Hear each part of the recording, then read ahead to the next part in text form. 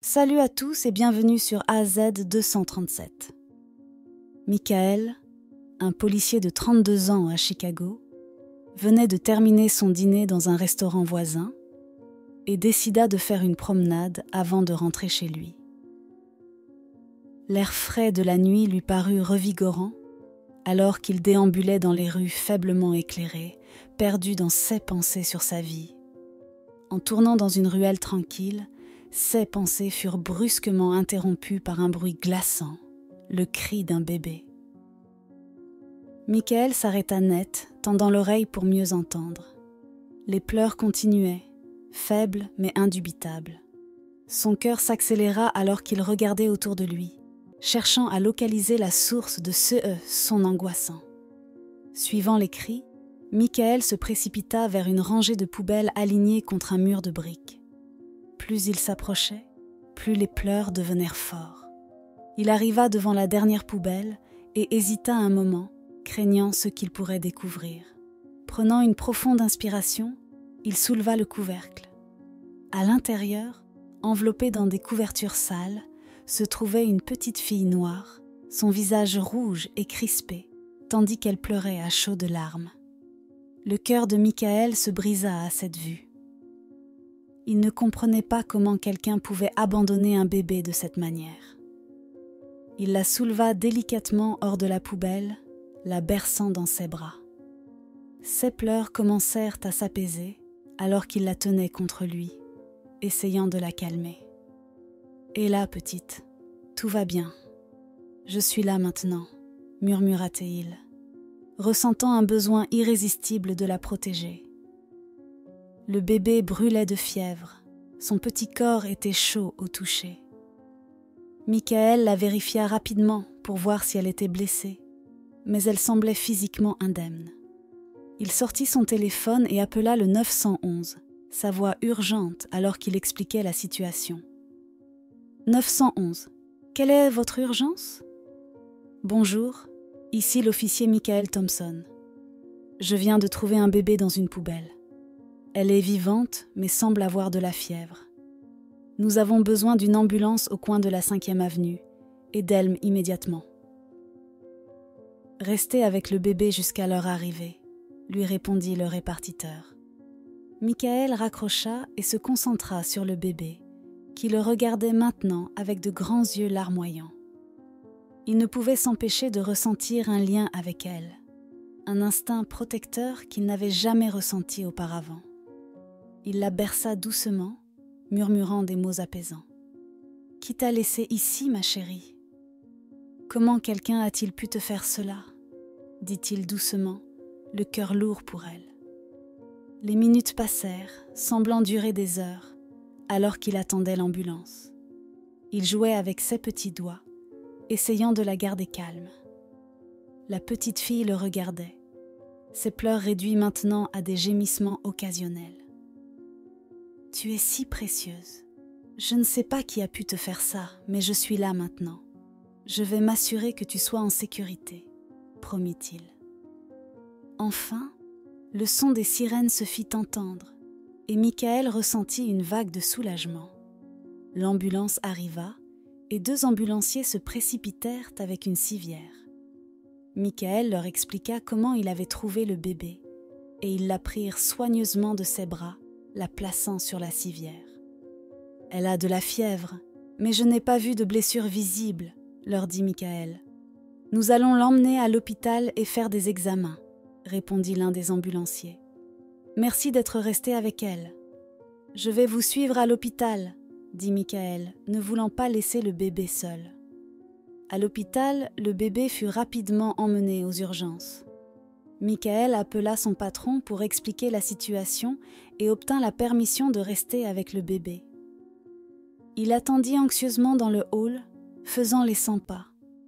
Le lien qu'il ressentait avec ce bébé abandonné était quelque chose qu'il n'avait jamais expérimenté, et il ne pouvait supporter l'idée de la laisser seule. Après ce qui lui parut être une éternité, un médecin vint lui parler. « Le bébé est stable pour le moment. Elle a une légère pneumonie, probablement due à l'exposition. Nous commençons un traitement antibiotique et la surveillons de près. » « Merci, docteur. Puis-je la voir ?» demanda Michael, sa voix pleine d'inquiétude. « Oui, vous pouvez. Elle est dans la chambre 204, » répondit le médecin. Michael se hâta vers la chambre, trouvant le bébé reposant dans un petit berceau relié à divers moniteurs. Elle semblait si petite et vulnérable. Il prit une chaise et s'assit à côté d'elle, atteignant à travers les barreaux du berceau pour lui caresser doucement la joue. « Et la petite, tu vas t'en sortir. Les médecins prennent bien soin de toi, » dit-il doucement. Le bébé ouvrit les yeux et le regarda, son expression semblant se détendre au son de sa voix. Au cours des jours suivants, Michael rendit visite à l'hôpital chaque jour, vérifiant les progrès du bébé. Il ne pouvait se défaire de l'idée qu'il était destiné à être dans sa vie. Plus il passait de temps avec elle, plus il s'attachait. Il commença à penser à ce que ce serait de la ramener chez lui, de s'occuper d'elle et de lui donner l'amour et la protection qu'elle méritait. Ces visites ne passèrent pas inaperçues auprès du personnel de l'hôpital. Une infirmière en particulier, Carla, remarqua son dévouement et engagea la conversation avec lui un soir. « Vous tenez vraiment à elle, n'est-ce pas ?» demanda Carla, un sourire bienveillant sur le visage. « Oui, » admit Michael. « Je ne sais pas pourquoi, mais je ressens un lien fort avec elle. Je ne peux pas simplement m'en aller. » Avez-vous pensé à ce qui va se passer ensuite ? Si personne ne se manifeste pour la réclamer, elle pourrait finir dans le système de placement familial, dit doucement Carla. L'idée que le bébé puisse être placé en famille d'accueil et peut-être passé de foyer en foyer brisa le cœur de Michael. Il savait ce qu'il devait faire. « Je veux l'adopter, » dit-il fermement. « Je suis prêt à suivre toutes les démarches nécessaires, mais je veux lui offrir un foyer. » Carla sourit. « C'est merveilleux, Michael. Elle aurait de la chance de vous avoir comme père. » Michael passa les jours suivants à rassembler des informations sur le processus d'adoption et à parler avec des travailleurs sociaux. Il voulait être prêt pour les étapes à venir. Pendant ce temps, la petite fille, qu'il avait commencé à appeler Léa, continuait de s'améliorer sous les soins de l'hôpital. Un soir, alors qu'il était assis près de son berceau, Léa tendit la main et enroula sa petite main autour de son doigt, le regardant avec de grands yeux confiants. Michael ressentit un élan d'amour et de détermination. « Je te promets que je vais prendre soin de toi, Léa. Je vais te donner la vie que tu mérites, » murmura-t-il, sachant que sa vie était sur le point de changer de manière qu'il ne pouvait encore imaginer. Michael prit un congé du travail pour être avec le bébé, qui avait été diagnostiqué avec une légère pneumonie. Elle était traitée avec des antibiotiques et commençait lentement à se rétablir. Chaque jour, Michael lui rendait visite, s'asseyant près de son berceau et lui parlant, même si elle ne comprenait pas un mot de ce qu'il disait. Il voulait juste qu'elle se sente en sécurité et aimée. Les infirmières et les médecins commencèrent à reconnaître Michael, et il devint rapidement un visage familier dans le service pédiatrique.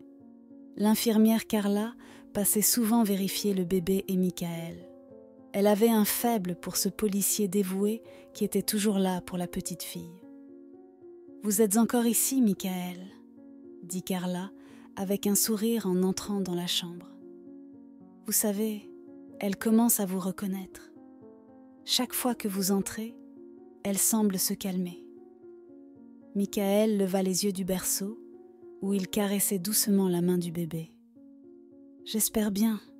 Je veux juste qu'elle sache qu'elle n'est pas seule, que quelqu'un tient à elle. » Carla hocha la tête, les yeux pleins de gentillesse.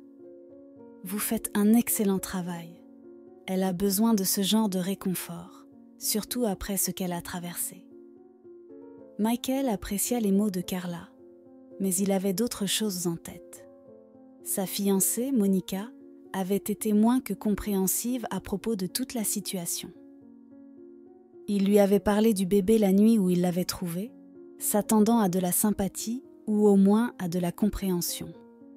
Au lieu de cela, La réaction de Monica avait été froide et méprisante. « Michael, tu ne peux pas être sérieux », avait-elle dit la première fois qu'il avait mentionné l'idée d'adopter le bébé. « Ce n'est pas ta responsabilité. Quelqu'un d'autre peut s'en occuper. » « Mais je l'ai trouvée, Monica. Je me sens responsable d'elle, » avait rétorqué Michael. « Je ne peux pas simplement m'en aller. » Monica avait croisé les bras, un air d'irritation sur le visage. « Et nous alors ? Qu'en est-il de nos projets ? Tu veux tout abandonner pour un bébé que tu as trouvé dans une poubelle ?» La conversation s'était terminée dans la frustration, Monica quittant le café en furie. Depuis, les choses avaient été tendues entre eux. Michael savait que Monica ne comprenait pas pourquoi il tenait tant à ce bébé, mais il ne pouvait se défaire de l'idée qu'il était destiné à s'occuper d'elle. Chaque jour, alors qu'il s'asseyait près du berceau du bébé, il pensait à son avenir et à ce à quoi il pourrait ressembler avec elle dans sa vie. Il imaginait l'emmener au parc, lui apprendre à faire du vélo et la regarder grandir. Ses pensées le faisaient sourire, mais elles étaient aussi remplies d'incertitudes. Adopter un bébé était une énorme responsabilité, et il n'était pas sûr d'être prêt pour cela. Mais chaque fois qu'il regardait ses grands yeux confiants, il savait qu'il ne pouvait pas l'abandonner. Un soir, Michael était assis dans la chambre d'hôpital, tenant la petite main du bébé, lorsque son téléphone vibra.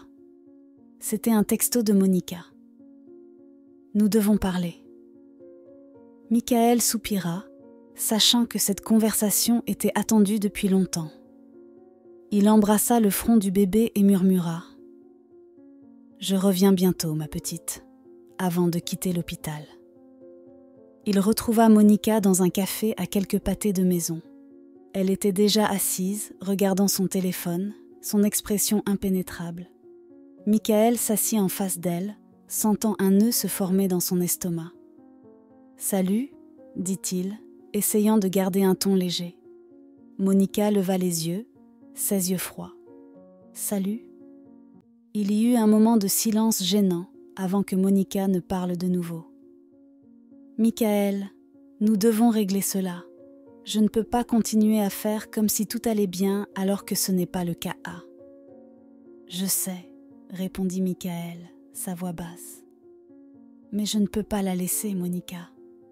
J'ai l'impression qu'elle a besoin de moi. » L'expression de Monica se durcit. « Et moi, Michael, qu'en est-il de mes besoins ? Je n'ai pas signé pour ça. Je pensais que nous allions commencer une vie ensemble, juste nous deux. Maintenant, tu parles d'adopter un bébé qui n'est même pas le tien. » Michael sentit une vague de frustration. « Monica, ce n'est pas si simple. Je l'ai trouvé dans une poubelle. Quelqu'un l'a laissé là pour mourir. Je ne peux pas simplement m'en aller et faire comme si je ne l'avais jamais trouvé. » Monica secoua la tête, les larmes aux yeux. « Je ne peux pas faire ça, Michael. Je ne peux pas être avec quelqu'un qui choisirait le bébé d'un inconnu plutôt que sa propre fiancée. » Le cœur de Michael se serra. Il avait espéré que Monica changerait d'avis, mais il était clair qu'elle ne changerait pas d'avis. « Monica, s'il te plaît, je ne choisis personne à ta place. J'essaie de faire ce qui est juste. » Monica se leva, attrapant son sac à main. « J'ai besoin de temps pour réfléchir, » dit-elle, la voix tremblante. « Je ne sais pas si je peux faire partie de ça. » Michael la regarda quitter le café, ressentant un mélange de tristesse et de colère. Il savait que sa relation avec Monica était sur le point de s'effondrer. Mais il ne pouvait pas tourner le dos à la petite fille qui avait besoin de lui. Au cours des jours suivants, Michael continua de visiter l'hôpital, passant autant de temps que possible avec le bébé qu'il avait décidé de nommer Léa. Cela lui semblait juste, comme si elle avait toujours été Léa, même avant qu'il ne la trouve. Ce nom lui apportait un sentiment de réconfort et de familiarité. Un après-midi, alors qu'il était assis près du berceau de Léa, Carla entra avec une pile de papier.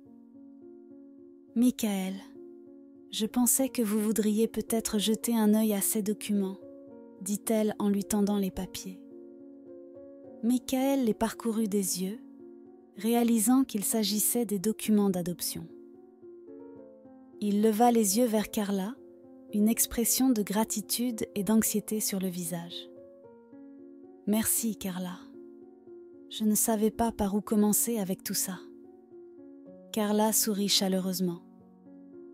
« Je me suis dit que vous pourriez avoir besoin d'un coup de main. Je peux vous mettre en contact avec un travailleur social qui pourra vous guider à travers le processus. Vous faites une chose merveilleuse, Michael. Léa a de la chance de vous avoir. » Michael hocha la tête, sentant un nœud dans sa gorge. Il regarda Léa, qui dormait paisiblement. « Je veux juste lui offrir une belle vie, » dit-il doucement. Les jours passèrent, et Michael entama le long et compliqué processus d'adoption de Léa. Il remplissait des formulaires, rencontrait des travailleurs sociaux et se préparait aux défis à venir. Pendant tout ce temps, il continuait de rendre visite à Léa chaque jour, s'attachant de plus en plus à elle à chaque instant. L'absence de Monica pesait lourd sur lui, mais il savait qu'il avait pris la bonne décision. Léa avait besoin de lui, et il ne pouvait l'abandonner, peu importe le coût personnel. Un soir, alors que Michael était assis près du berceau de Léa, Carla entra avec un petit sourire. « J'ai de bonnes nouvelles. Léa réagit bien au traitement. Si tout continue à bien se passer, elle devrait pouvoir rentrer à la maison dans quelques jours. » Michael ressentit une vague de soulagement et de joie. « C'est une nouvelle incroyable, Carla. Merci. » Carla hocha la tête. « C'est une battante, tout comme son nouveau papa. » Michael regarda Léa, ressentant un profond sentiment d'amour et d'engagement. Il savait que la route ne serait pas facile, mais il était prêt à l'affronter pour Léa. Elle était déjà devenue la partie la plus importante de sa vie, et il était déterminé à lui donner l'amour et les soins qu'elle méritait.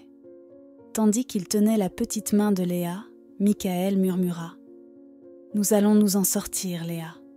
Je te le promets. » Il savait qu'il y aurait encore de nombreux obstacles à surmonter, mais pour la première fois depuis longtemps, il ressentait un sentiment d'espoir et de détermination.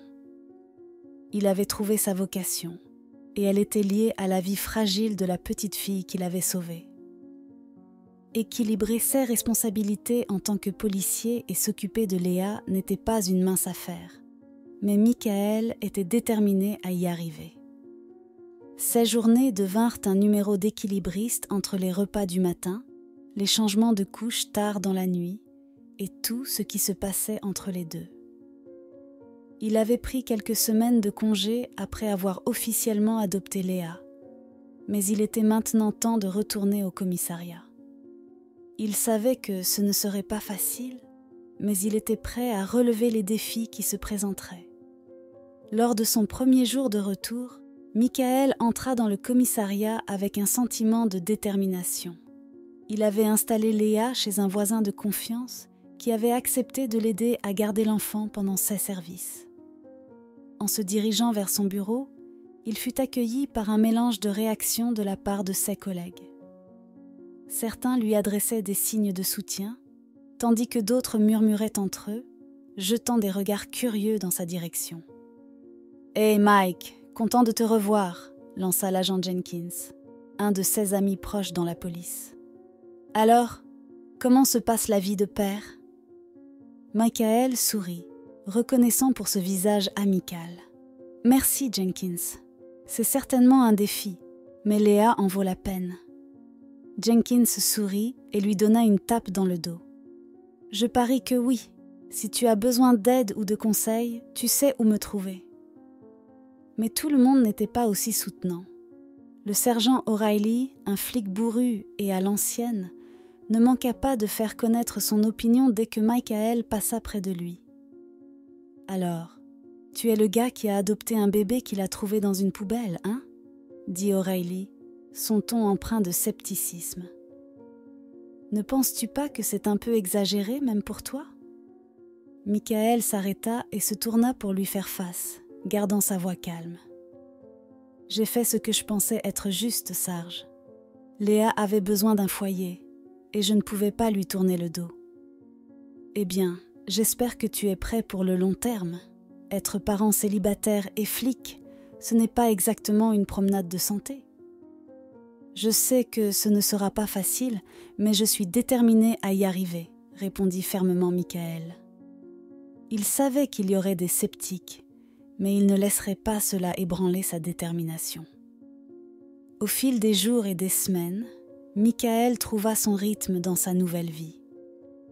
Il se levait tôt pour nourrir Léa et la préparer avant de la déposer chez le voisin, puis se rendait au travail, où il essayait de rester concentré sur ses tâches tout en pensant constamment à Léa et en se demandant comment elle allait. Pendant ses pauses déjeuner, il appelait pour s'assurer que tout allait bien. Ses collègues se rendirent rapidement compte que Michael prenait ses responsabilités de père au sérieux. Beaucoup d'entre eux se réchauffèrent à l'idée, offrant leur soutien et même des conseils sur la garde d'enfants. L'agent Thompson, qui avait 3 enfants lui-même, devint une ressource précieuse pour Michael. « Hé Mike, tu t'en sors bien », dit Thompson un après-midi alors qu'il prenait un café. « Être parent, c'est difficile, mais c'est aussi le travail le plus gratifiant que tu auras jamais. Prends-le un jour à la fois. » Michael appréciait les conseils et la camaraderie qui commençaient à se développer entre lui et ses collègues. Cela rendait les journées difficiles un peu plus faciles à supporter. Cependant, le jugement de certains coins du commissariat persistait. Un jour, Michael surprit une conversation dans la salle de pause. Les agents Daniel et Harris parlaient, et leur voix résonnait à travers la porte. « Je ne sais pas pourquoi il fait ça, » disait Daniel. « Adopter un bébé qu'il a trouvé, c'est comme s'il cherchait des ennuis. » « Ouais, » répondit Harris. « Je veux dire, c'est une chose noble et tout.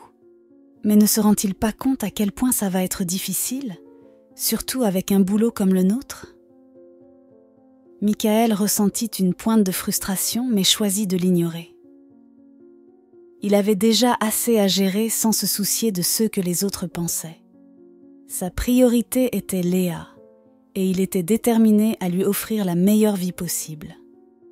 Un soir, après un service particulièrement difficile, Michael récupéra Léa et la ramena à la maison. Alors qu'il la nourrissait, il réfléchit aux défis qu'il avait affrontés et à ceux qui restaient à venir. Léa riait et tendait la main vers son visage, ses petits doigts agrippant son nez. Son rire était contagieux, et Michael ne pouvait s'empêcher de sourire. « Tu es mon petit miracle, tu le sais ?» dit-il doucement, en écartant une mèche de cheveux de son visage. « Nous sommes ensemble dans cette aventure, ma petite. » Alors que Léa terminait son repas, Michael la prépara pour le coucher. Il avait installé un berceau confortable dans sa chambre, voulant qu'elle soit proche de lui pendant la nuit. Après lui avoir lu une histoire pour s'endormir, il la regarda fermer les yeux, sa respiration calme et régulière. La voir dormir paisiblement le remplit d'un sentiment de but et de résolution. Le lendemain matin, Michael se réveilla au son des babillages de Léa dans son berceau.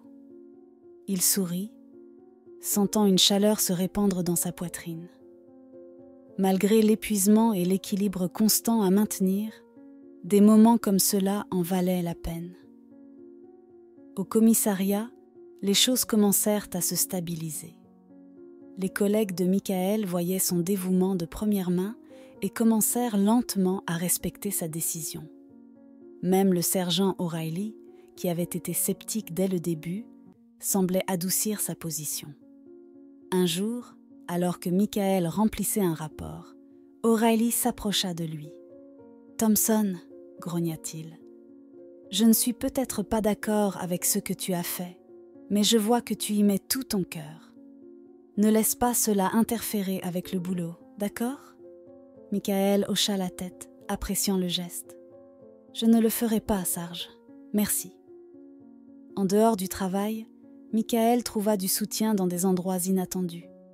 Sa voisine, Madame Johnson, qui avait initialement accepté de s'occuper de Léa, devint une alliée précieuse. Elle était infirmière à la retraite et avait une mine de connaissances sur les soins aux enfants.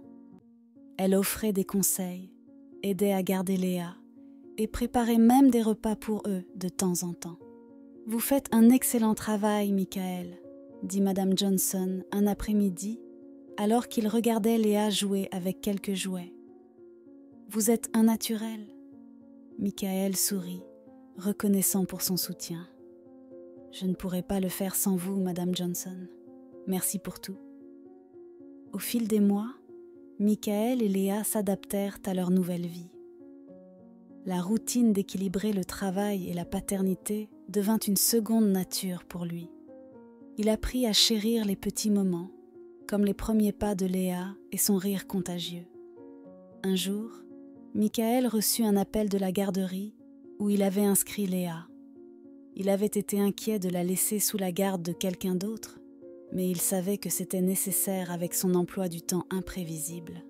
« Monsieur Thompson, Léa se porte bien », dit le directeur de la garderie. « Elle s'adapte bien et se fait des amis. Vous pouvez être fier de vous. » Michael ressentit une vague de soulagement. « Merci. Cela signifie beaucoup pour moi. » Au commissariat, le dévouement de Michael ne passa pas inaperçu. Son superviseur remarqua sa capacité à gérer ses responsabilités tout en accomplissant ses tâches avec diligence. Il fut même considéré pour une promotion, une opportunité qui semblait hors de portée quelques mois auparavant. Lors d'une réunion avec son capitaine, Michael se vit annoncer « Thompson, tu as montré un engagement incroyable, tant au travail que dans ta vie personnelle. Nous envisageons de te proposer un rôle de leader. Qu'en penses-tu » Michael fut pris de court mais reconnaissant. « Ce serait un honneur, capitaine. Merci. » Le soutien de ses collègues et la reconnaissance de ses supérieurs renforcèrent la confiance de Michael. Il réalisa que malgré les défis, il était capable de gérer ses responsabilités et de fournir un foyer aimant à Léa. Un soir, après avoir couché Léa, Michael s'assit avec une tasse de café et réfléchit à tout le chemin qu'ils avaient parcouru. Les doutes initiaux et les jugements des autres avaient été difficiles à surmonter, mais il s'était prouvé à lui-même et à ceux qui l'entouraient qu'il pouvait y arriver. Il pensa à Monica et à la décision de mettre fin à leur relation. Cela avait été douloureux, mais c'était le bon choix. Il avait besoin de quelqu'un qui soutiendrait son engagement envers Léa, pas quelqu'un qui se mettrait en travers de son chemin. Il n'avait pas encore pensé à se remarier, consacrant toute son énergie à Léa et à son travail, mais il se sentait plein d'espoir pour l'avenir. Michael fit également un effort pour rester connecté avec d'autres parents qu'il avait rencontrés à la garderie et dans les cours de parentalité. Construire un réseau de soutien était important et il trouvait du réconfort à partager ses expériences et ses conseils avec d'autres qui comprenaient ce qu'il traversait. À mesure que Léa grandissait, le lien entre eux se renforçait. Elle devenait de plus en plus expressive, sa personnalité émergeant chaque jour un peu plus. Michael aimait la regarder découvrir le monde qui l'entourait et il s'assurait d'être là pour chaque étape importante, grande ou petite. Un samedi, ils se rendirent au parc. Michael regarda avec fierté Léa trottiner, son rire résonnant alors qu'elle poursuivait un papillon. Une autre mère, accompagnée de son propre enfant en bas âge, engagea la conversation avec Michael. « Votre fille est adorable », dit-elle avec un sourire. « Quel âge a-t-elle ?»« Merci », répondit Michael, lui souriant en retour. « Elle vient d'avoir 2 ans. »« Elle a l'air si heureuse », observa la femme. « Vous faites un excellent travail. » Michael hocha la tête, sentant une vague de fierté. « Merci. C'est une expérience d'apprentissage, mais je ne changerai cela pour rien au monde. » Alors qu'ils regardaient leurs enfants jouer, Michaël réalisa à quel point sa vie avait changé depuis la nuit où il avait trouvé Léa. Cela avait été un tourbillon d'émotions et de défis. Mais cela lui avait aussi apporté une immense joie et un accomplissement. Ce soir-là, après que Léa se soit endormie, Michaël prit un moment pour écrire dans un journal qu'il avait commencé à tenir. C'était un moyen pour lui de traiter ses pensées et de documenter leur parcours ensemble. Il écrivit sur leur journée au parc, les conversations qu'il avait eues et la fierté qu'il ressentait en voyant Léa grandir. Dans une entrée, il écrivit « Trouver Léa a été la bénédiction la plus inattendue. Chaque jour est une nouvelle aventure et je suis reconnaissant pour l'opportunité d'être son père. Nous avons affronté des défis, mais nous avons aussi trouvé tellement de bonheur. Je sais qu'il y a encore beaucoup à venir et je suis prêt pour cela. » Alors que Michaël refermait le journal et éteignait la lumière, il ressentit un profond sentiment de contentement. Il savait qu'il y aurait encore des obstacles à franchir, mais il était confiant dans sa capacité à les surmonter. Avec Léa à ses côtés, il se sentait prêt à affronter tout ce que l'avenir lui réservait. Quelle est votre opinion au sujet de cette histoire ?